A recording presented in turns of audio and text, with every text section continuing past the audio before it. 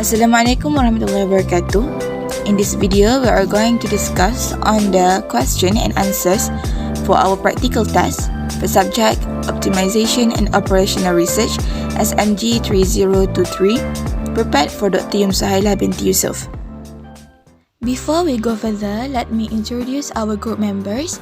I'm BARIATUN NURA with metric number 1192418, HIDAYAH 1192408, and NURUL HANIS 1192491. There will be 2 questions in this practical task and will be explained by BARIATUN NURA.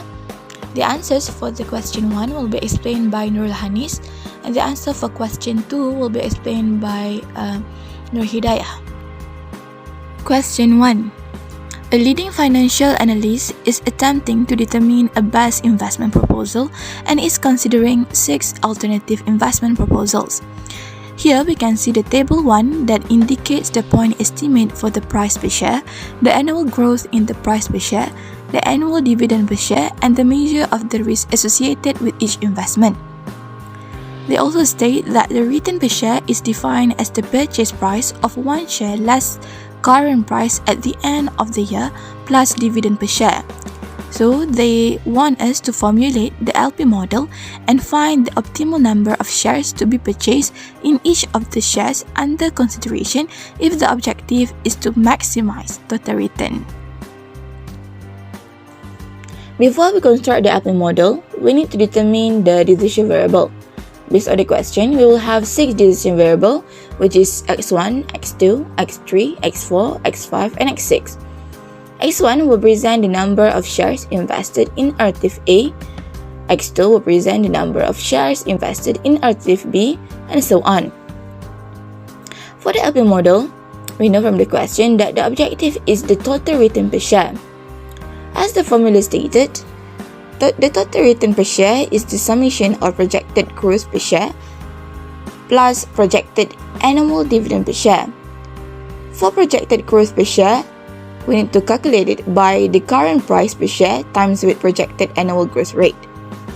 Using the value given in the question, we obtain the objective equation as maximize Z equal to 11.20x1 plus 12.20x2 plus 24.50x3 plus 21.10x4 plus 20.15x5 plus 31.50x6.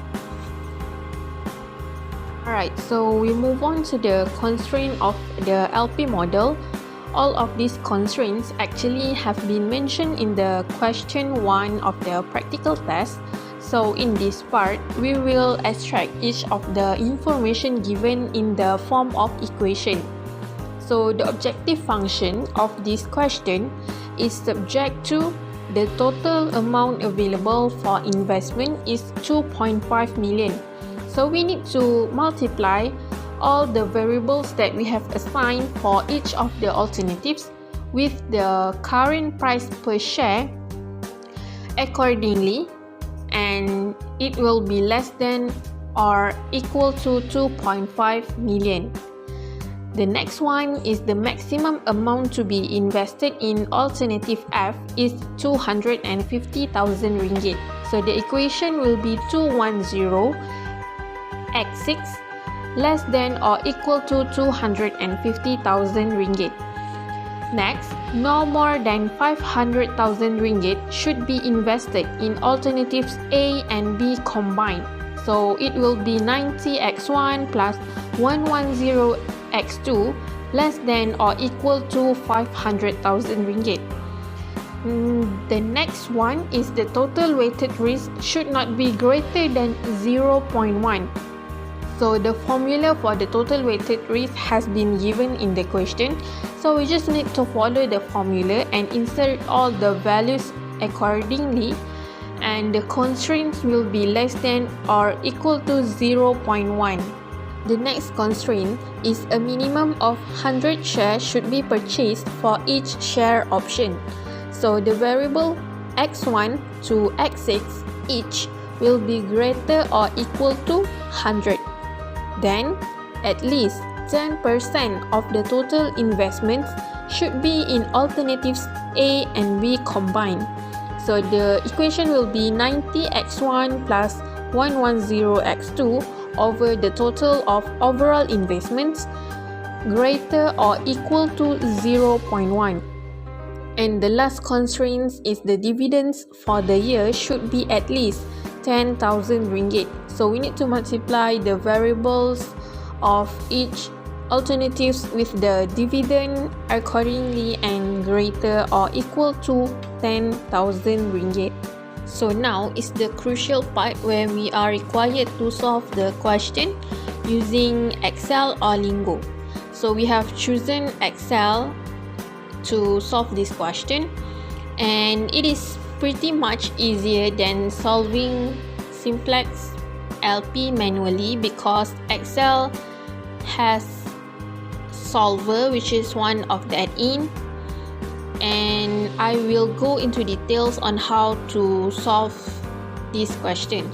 The first step is to set and insert all the data for the objective function as well as all of the constraints. Then we can use the solver function and set up all the parameters from the objective as well as to either maximize or minimize the function and add all the constraints and choose simplex LP as the solving method. So we can just click solve, and for this particular question, the optimal number of shares to be purchased as well as the total return is automatically calculated by the Excel solver. Now this is the result or outcome by using the solver function in Excel. The table here shows the summary for the optimal value for each of the decision variable x1, x2, x3, x4, x5 and x6 for each shares A, B, C, D, E and F. So with the optimal values as shown here, we will get the optimum or maximum return requirement of total return of investment, which is 359,746.33. Next, we will discuss on question 2. This question requires us to determine the minimum number of messes, and we have to solve the problem by using LPP. First, we provide the decision variable that we understand and take it from the question. We denote that xi is equal to the number of messes that begin the 8 hours working period I, where I equal to 1, 2, 3 until 12, while the hours started from the 00 hours to 24 hours. After that, we comes out with the LP model with the objective equation minimize z equal to x1 plus x2 plus x3 until plus x12, subjected to this equation as figure given in the slide. Step by step using Excel with solver. Value row is for the result for number of nurse working within particular periods. Since we do not know yet the answer, we will put it as 1. And for coefficient is characterized when one unit of a decision variable is changed, the amount by which the objective function value changes defined by right hand side upon constraint. For both value and coefficient, we will arrange according to each variable. Here are 12 constraints in Excel. However, since all the decision variables will be greater than 0, there will be one more constraint that shows all the variables greater or equal than 0. Next step, we are adding left hand side column and using the formula sum product by Excel. Value row for array 1 and first constraint as array 2. Don't forget to put dollar symbol for value for since we will gonna use for the further left hand side value as we drag the formula. Now, we will use solver that available in data section. We first put the set objective as we calculated in previous step. Next, we will set min for minimum value. By changing variable cell for value row, we will now add constraint and put the value in the solver as left hand side are greater or equal than right hand side. and then click OK button. Then set the solving method as simplex method. Tick for the make and constraint variable non-negative. Lastly, click solve and here the result. X1 equal to 30 indicate number of nurse start their duties at first period. X3 equal to 10 indicates number of nurse start their duties at third period, and so on.